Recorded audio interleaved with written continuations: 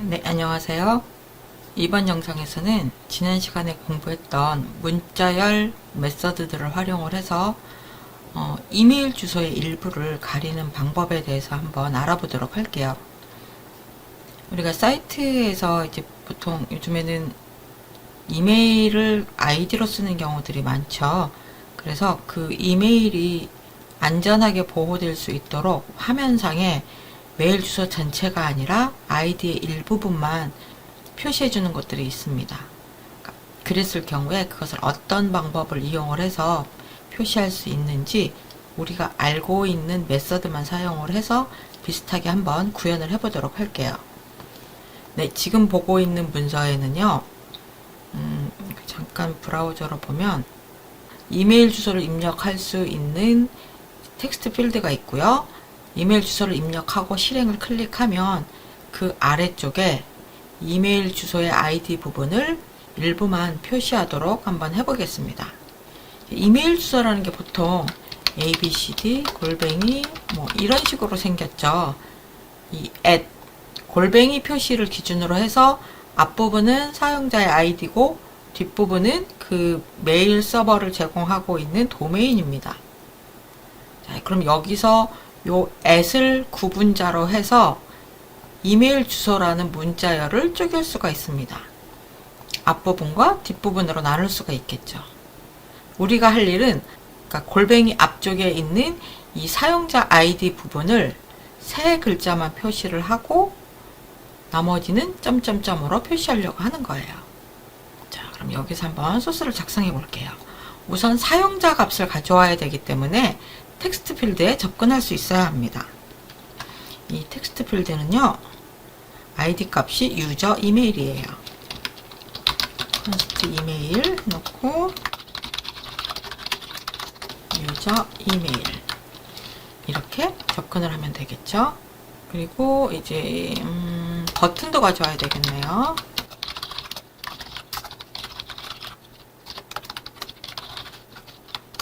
결과를 화면에 표시해 줄 영역도 가져와야 됩니다. 그거는 아이디 값이 result예요. 이 영역에다가 표시를 할 겁니다.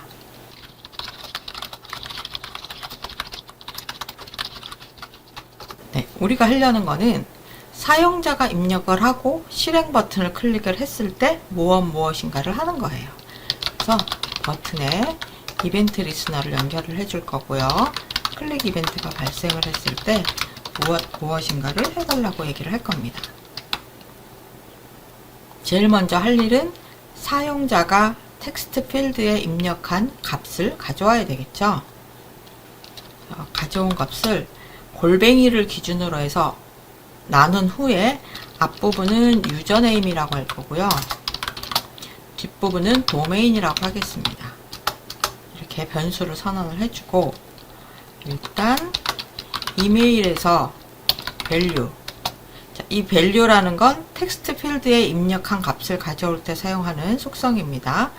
자, 이메일에서 value 값을 가져왔는데 얘가 빈 문자열이 아닐 경우에만 실행하도록 하겠습니다. 빈 문자열이라는 건 아무것도 입력을 안 한 거니까 빈 문자열이 아닐 때 실행을 해야 되겠죠. 자, 유저네임은요, 가져온 값 이메일.value를 스플리트 나눌 거예요. 구분자가 뭐라 그랬죠? 네, 골뱅이 표시. 이렇게 골뱅이 표시로 스플릿을 나누게 되면 잠시만요. 만약 이메일 주소가 abcd 골뱅이 aaa.com이라고 한번 해볼게요. 이메일을 스플릿 골뱅이라고 하게 되면 결과 값이 두 개가 배열 형태로 들어가게 됩니다. 배열의 첫 번째 요소가 아이디 값이 되고요. 즉 유저네임이 되고 두 번째 요소가 도메인이 되는 거예요. 스플릿에서 구분자로 부분 문자를 나눴을 때 배열 형태로 저장이 된다. 이걸 기억을 하시면 유저네임은 이메일.value를 골뱅이를 기준으로 나눴을 때 첫 번째 요소, 즉 인덱스 값이 0인 요소가 유저네임이 될 거예요. 도메인은요, 이 가져온 이메일 주소를 스플릿, 골뱅이를 기준으로 나눴을 때 두 번째 요소가 도메인이 됩니다. 우리는 도메인은 그냥 그대로 표시를 할 거기 때문에 건드리지 말고요. 유저네임 부분만 3개만 가져오려고 해요. 그래서 유저네임을 다시 유저네임 서브 스트링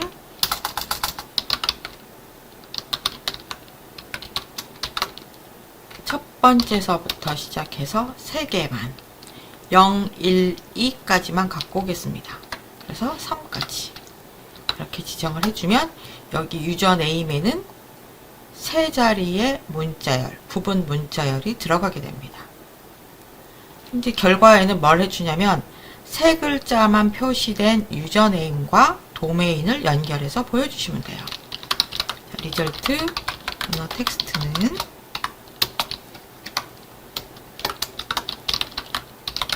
유저네임에다가 점 3개 붙이고요.